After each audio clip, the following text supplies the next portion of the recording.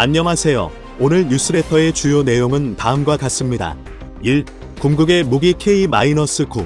2. 한국 군사력 세계 3위의 자리 차지한다. 얼마 전 방사청에선 전 세계 군사 전문가들을 놀래게 할 만한 영상을 공개해 화제가 됐습니다.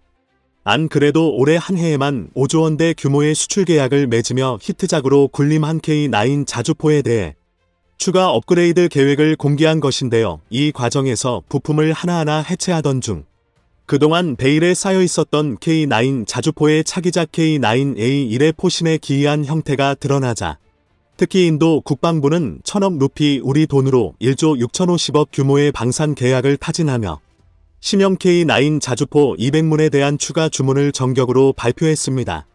원래의 버전이 자주포로서의 기본 기능에 충실했다면 이번에 공개된 신형은 무늬만 자주포일 뿐 공수 양면에서 미래전을 선도할 엄청나게 도박적인 기술이 녹아 있었던 것이었죠. 지금 K9 자주포가 육군 종합정비창으로 후송되며 어디론가 이동되고 있습니다. 어느덧 한 공장 앞에 들어선 K9 자주포는 숙련된 기술자들에 의해 약간의 성능 검사와 세척 작업이 진행됐고 이윽고 무한궤도를 비롯해 차체를 구성하던 부품들이 전부 해체되기 시작했는데요. 조심스럽게 포신과 엔진까지 드러내고 다시 재조립되는 이 과정은 기존의 K9 자주포를 K9A1으로 성능 개량과 창정비 작업이 동시에 진행되는 과정이었습니다. 입고와 세척, 분해, 보수, 조립 등 18단계를 거쳐야 하는 해당 작업은 자주포 입문 기준 무려 200일이나 소요되는 고난도 작업으로 과정 대부분이 군직 정비로 진행됐는데요. 그런데 차체에서 완전히 분리된 포신에선 한 가지 이상한 장면이 포착됐습니다. 부품별로 상태 검사 및 정비가 진행되던 중 8m가 넘는 포신에는 별도의 강화 작업과 더불어 활용도를 알 수 없는 전자장비가 부착되는 장면이 확인됐고 무슨 이유에선지 이번 성능 개량에 소요된 시간의 대부분이 포신 개량에만 집중되는 양상을 띄었는데요. 유튜브를 통해 공개된 이번 영상은 국제 언어로 번역되며 세계 각지에 동시 공개됐고 같은 시각 인도에선 우연의 일치라곤 할 수 없는 놀라운 소식을 전해왔습니다. 인도가 대중국 화력으로 선택했던 한국의 K9 자주포를 대량 추가 발주하기로 했다는 소식이 인도 매체에서 보도된 것인데 확인 결과 인도는 최근 중국과의 국경 분쟁에 대응하기 위해 지난해 배치했던 K9 자주포 100문에 이어 기존 계약의 2배에 달하는 200문을 추가 발주하겠다는 뉴스가 사실로 판명됐습니다. 인디아 뉴스에 따르면 인도 국방부가 1000억 루피 원화로 대략 1조 6천억 원 규모의 발주 계획이 사실이라는 것을 국내 언론에 다시 한번 확인시킴에 따라 이로써 K9 자주포는 인도의 확고한 국방 무기로 자리매김하게 됐는데요. 구체적인 내용에 따르면 올해 중 하나디펜스의 현지 파트너사인 나르센 앤튜브로 발주하는 이번 사업은 인도 민간 방산업체에 발주한 사상 최대 규모로 군 현대화, 산업방산기지 조성을 위한 정부 계획의 일환이고 아울러 국방산업에 대한 부양책이 될 것이라고 전했습니다. 이번 계약이 정상적으로 진행되면 K9 자주포는 2023년부터 2028년 사이에 인도 국경을 중심으로 배치될 예정인데 이를 위해 K9은 중국 국경과 맞닿아 있는 해발 3000m 고지대인 라다크와 빙설의 히말라야 산맥 지대인 시킴에서 운용될 수 있는 특수 엔진으로 개조될 예정이라 알려졌습니다. 지난해까지 인도 육군은 K9개 연대만 추가로 주문할 계획이었지만 양국의 무력 충돌로 사상자가 발생했던 라다크 동부에 최근 중국 군대와 무기가 대거 집결되면서 수량을 늘린 것으로 보이며 또한 K9의 인도형인 바지라서 험준한 산악 지역인 한국에서 운용되도록 설계됐고 인도의 라다크 역시 한국과 비슷한 산악 지형과 기후 조건을 갖춘 것도 긍정적으로 평가됐는데요. 구경 155mm 52구 경장이며 길이 8m에 달하는 포신으로 포탄을 최대거리 40km로 쏘아대는 K9 자주포엔 자동화된 사격 통제 장비와 포탄 이송 및 장전 장치가 기본적으로 탑재됐고 15초 이내에 최대 3발, 3분 동안 연속 18발을 발사할 수 있어 초기에 적을 무력화시킬 수 있다는 뚜렷한 장점이 있었지만 한화디펜스 측은 이번 개량 작업에서 안 그래도 괴물 같은 K9의 성능을 최소 3배 이상 끌어올린 수준의 정보를 공개하는 등 그동안 K9 자주포를 구입한 국가들과 그렇지 못한 국가 모두에게 충격이 될 만한 소식을 전했습니다. 이번 성능 개량의 범위는 사격 통제 장치를 K55A1에 탑재되는 것과 비슷한 수준으로 개량하고 기존의 INS 항법 장치에 GPS를 추가하며 조종수 야간 잠망경 및 후방 카메라를 추가하고 보조동력 장치를 장착하는 것인데, 이는 기존 K9의 사격 통제 장치는 분명 우수했지만 개발된 지 벌써 15년이 넘어 아직도 도스 운영 체계를 사용하는 등 진보화되는 것을 피하지 못한 데 따른 개선 작업에 초점이 맞춰졌는데요.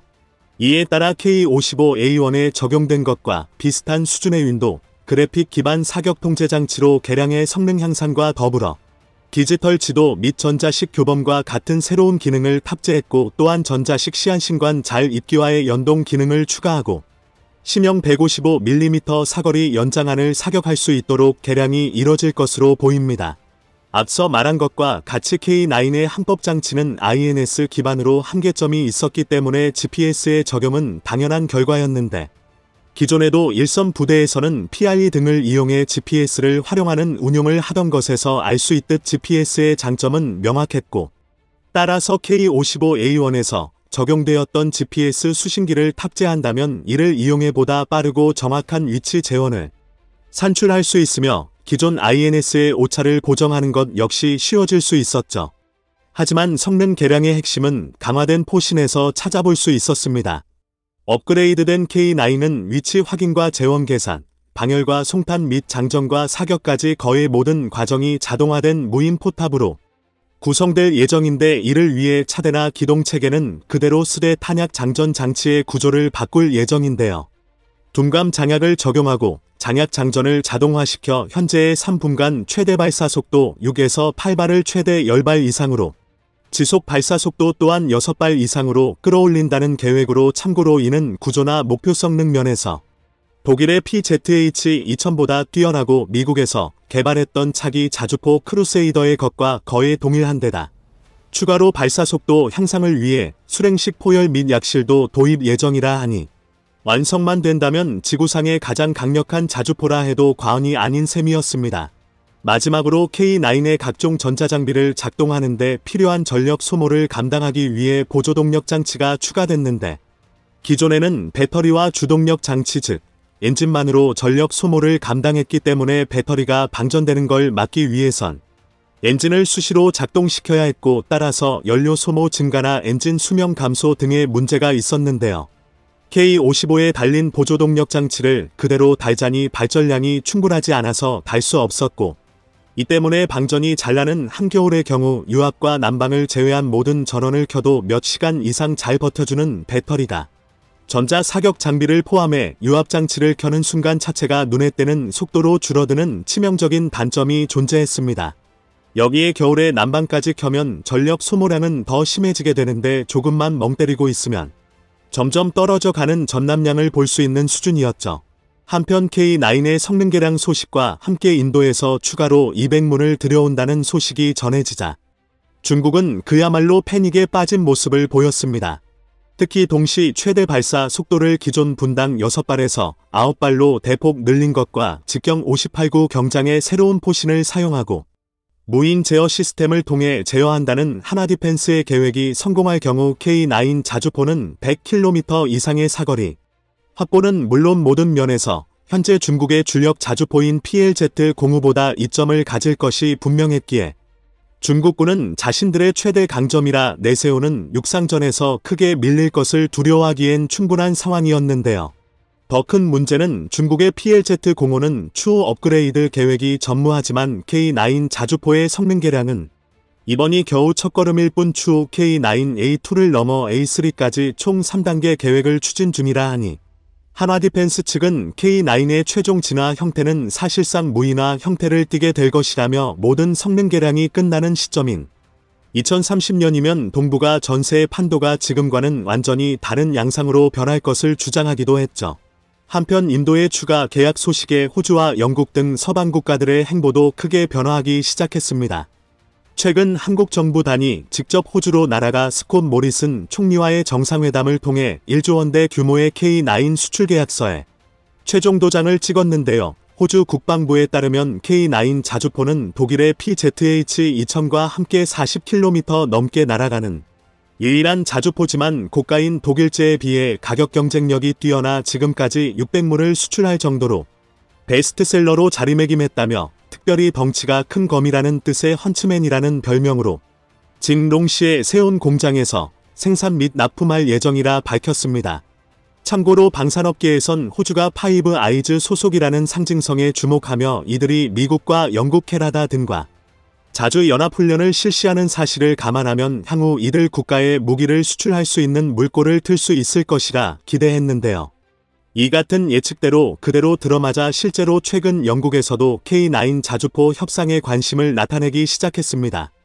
영국 정부는 현재 보유 중인 에즈 90이 30년 이상 노후화됨에 따라 7년 이내에 최신형 자주포 116문을 도입할 계획을 밝히며 오는 2022년 안에 한국에 제안 요구서를 발송하고 2025년에는 최종 사업자를 선정할 예정이라 전했습니다.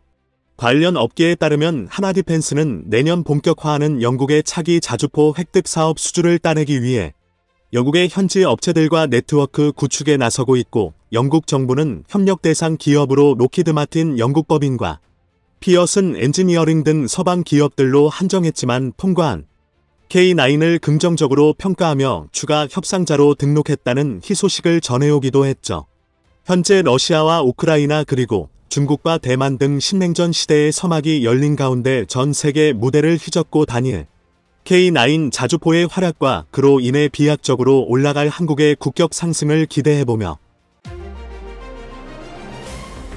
미-중 패권 경쟁 속에서 한국이 미국의 중국 견제를 위한 최고의 카드이자 파트너로 부상하게 되었다는 분석이 나와 화제입니다. 이에 현재 세계 6위의 한국 군사력이 8년 이내에 세계 3위 수준의 급격한 발전을 이룰 것이라는 분석인데요. 중국 군사 당국은 국경을 대치하고 있는 한국의 군사력 증진 계획에 큰 위기감을 드러내고 있습니다. 미합 중국 육군 대장이자 전 한미연합군 사령관 역임했던 로버트 에이브럼스는 한국과 미국의 작전계획 최신화를 위한 새 전략기획 지침 SPG 승인과 관련해 북한의 위협에 대응하는 것뿐만 아니라 본격적으로 대중국 견제의 역할도 해야 한다고 밝혀 시진핑의 요실금이 도지게 했습니다. 전직이긴 하지만 미국 고위 군 인사의 직접적인 언급인지라 파급력이 상당할 것으로 보이는데요. 주한미군 사령관은 이전부터 주한 미국 대사직에 비해 요직으로 인정받아 왔는데 사성 장군이라는 점뿐만 아니라 극동 지방에서 활동하는 미군 전력 전체에 대해서 상당한 발언권을 갖고 있기 때문입니다. 주한미군 사령관이 북한과 함께 중국 또한 한국 안보에 큰 위협이 된다고 평한 것은 상당히 이례적인데요. 에이브럼스는 지난 3년 동안 중국이 한국 방공식별구역을 침범한 사례가 300% 늘었고 북방한계선 NLL을 따라 불법 조업을 하 중국 어선들의 증가도 목격하고 있다고 강조했습니다. 그는 너케머라 사령관에게 지휘권을 이양하고 한국에서의 31개월간의 임기 마무리와 함께 39년간의 군 복무 생활도 마쳤는데요. 한 언론 인터뷰에서 한국에서의 생활은 제 군 생활 중 가장 큰 영광이자 최고의 보직이었다고 소회를 밝히면서 중국은 한국의 안보에 있어 최대의 위협으로 아시아 태평양 영내 안보의 평화를 위해 미국의 대아시아 동맹은 한국 중심으로 군사 개편이 이루어져야 한다고 하였습니다. 그러면서 특히 한국군이 현재 가지고 있는 취약점으로 전략 타격 능력과 공중 미사일 방어 체계를 꼽기도 하였는데요. 실제로 한국군은 고고도 미사일 방어 체계사득 THAAD나 패트리엇 PAC-3 등 지상에서 미사일을 요격하는 시스템만 보유하고 있을 뿐 해상 MD 구축은 되어 있지 않은 상태입니다. 거기에 최근 북한이 탄도미사일 스커드, BC 등을 개발하고 중국이 SLBM을 탑재한 원자력 추진 잠수함으로 서해 인근에 출몰하는 등 지상뿐 아니라 해상에서도 미사일을 요격하는 시스템 구축이 절실해졌습니다. 현재 우리 해군은 세종대왕급 이지스-3 세척을 보유하고 있는데요. 적의 탄도미사일을 최대 1000km 밖에서 탐지할 수 있지 정작 요격할 수 있는 수단은 없어 반쪽짜리 방어 능력을 갖추고 있다는 비판을 받아왔습니다. 그러나 이제 한국이 본격적으로 칼을 들었는데요.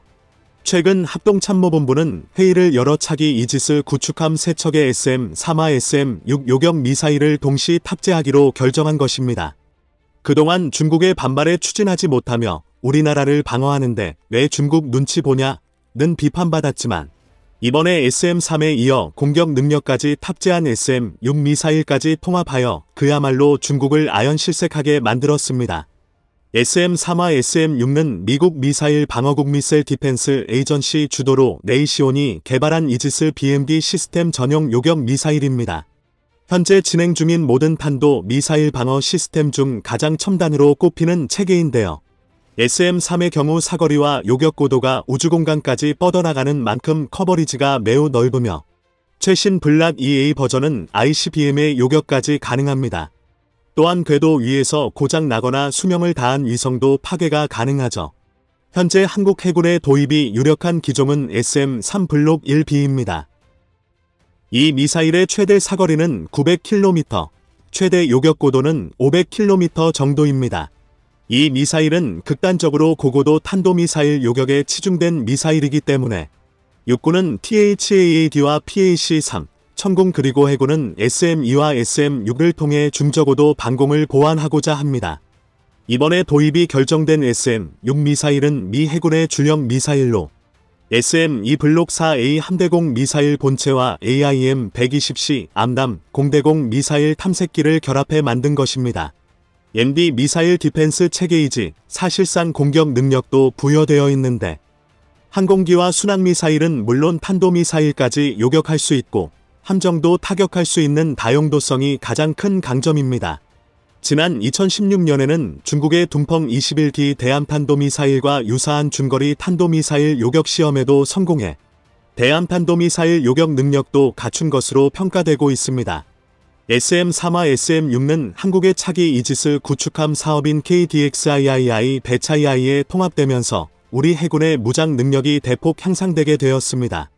이로써 KDX 배치 2의 한 포는 현대위아 MK-45마드 4 경장 근접 방어 무측의 개 CIWS는 레이시온 페일랭스 대함미사일은 SSM-700K 해성 함대함유도탄 VAS 수직 발사기는 함수와 함미에 각각 탑재되어 합계 122셀의 MK-41VAS를 탑재하는데 함수 48셀에는 SM-2MR 블락 IIIB 함대공 유도탄, SM-3 블락 1B 탄도탄 요격 유도탄, SM-6 함대공 유도탄이 장착되고 함미에는 해공 대함 유도탄 방어 유도탄, 홍상어 장거리 대자머뢰, 전술함대 지유도탄, 해성2 함대지 순항미사일, 한국형 초음속 대함미사일이 장착되어 중국이 경악할 만한 무장 능력을 갖추게 되었습니다.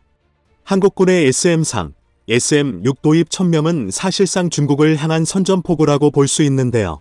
이는 미국 주도의 MD에 참여하는 것을 의미하는데 이로써 중국의 반발을 모두 쌩까기로 결정한 것입니다. 사실 중국의 압력 때문에 한국의 방어 수단을 포기하겠다는 생각은 말도 안 되는 논리이죠. 중국이 반발하는 이유는 한국에 비해 우세한 부분이 바로 핵전력과 같은 비대칭 전력인데 이를 한국군이 THAAD나 SM-3의 도입을 통해 극복하려 하자 위기의식을 느끼는 것입니다. 방어한다는 왜 난리야. 그럴 거면 그냥 군대 예산을 요구해 머저리 같은 것들아. 뭐 THAAD 체계는 주한미군이 도입하는 거라 미국에 대항한다는 핑곗거리가 있어도 SM-3는 한국이 한국군의 그리고 한국의 또 한국군의 예산으로 도입하는 무기체계이기에 이건 뭐 그냥 빼도 박도 못하는 내정 간섭이죠. 애초에 한국이 왜 SM-3 체계를 도입하려는지 그 원인을 생각해보면 중국의 이런 반응은 어이가 없을 수밖에 없습니다. 중국은 한국 전역과 일본, 나아가 미국까지 사정권으로 두는 둥펑 시리즈를 다수 갖추고 있고 한반도와 동북아 전역을 감시하는 레이더 체계 갖추고 있으니 전형적인 내로남불에 양심출타한 상황이죠. 실제로 2016년 8월 말 중국 언론들은 한국이 SM-3 도입을 추진하자 거세게 비난했었는데요. 황구15는 해상 사들이는 표현을 써가면서 노골적으로 한국은 후회하게 될 것이라며 중국은 주변국의 군사적 위협에 대응할 만한 충분한 시간이 있다고 하였습니다.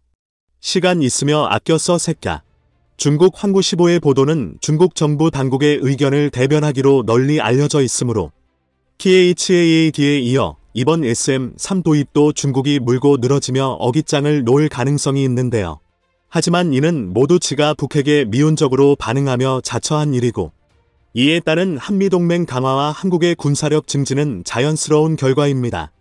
최근 새로이 취임한 러케머라 주한미군 사령관 역시 미 싱크탱크인 전략국제연구소 CSIS의 화상 세미나에서 궁극적으로 중국을 막지 못한다면 모두 무의미하다며 중국이 가진 수단을 북한도 갖고 있다고 생각한다고 언급했는데, 이에 미국의 항공모함 전단과 폭격기, 5세대 스텔스 F-22와 F-35 전투기를 포함한 미국의 전략 자산을 한반도에 간헐적으로 복구시켜야 한다고 밝혔습니다. 러케머라 사령관의 부임은 중국 입장에서 매우 신경 쓰이는 부분입니다. 러케머라는 국제연합군 사령관 CJTF-OIR을 맡아 극단주의 무장단체 이즈 격대 임무를 수행하며 특수전의 대가로 정평이 나 있는데, 이에 군사 전문가들은 아프가니스탄 전쟁 당시 아나콘다 작전의 활약 당시 대령으로 은성무공훈장을 수혼한 러케머라 사령관의 부임은 미국의 앞으로의 군사적 방향성을 제시한 것이라 볼 수 있다고 하였습니다. 즉, 미국의 군사 포커스가 이제 중동에서 동북아시아로 옮겨졌다는 것을 의미하는 것이죠. 중국이 기겁할 만합니다. 신성호 서울대 국제대학원 교수는 미중 패권 경쟁 속에 한국은 미국의 중국 견제를 위한 최고의 카드라며 그 어느 때보다 미국에 있어 한국이 중요해진 상황이라고 하였습니다. 이니 미국 내에서는 주한미군을 북한뿐 아니라 중국의 위협에 대응하는 역할로 인식하고 있습니다. 최근 미국은 20년 아프간 전쟁을 끝내며 철군 결정을 내렸는데, 이는 미국에 대한 위협 재평가에 따른 것입니다.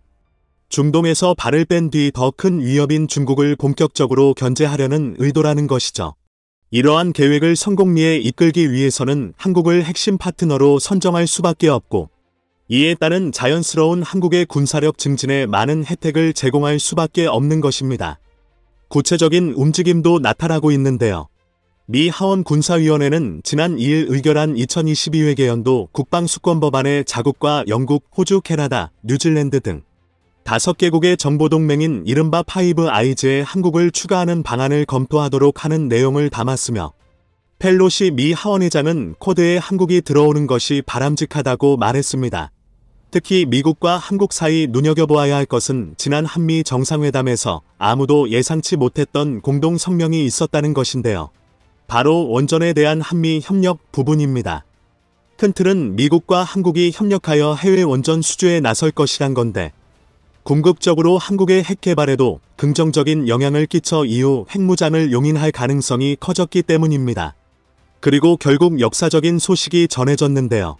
바로 원자력 발전 후 남은 핵연료를 다시 연료로 사용하는 한국의 기술이 올해 9월 말 미국 원전 당국에 의해 공식 승인된 것입니다.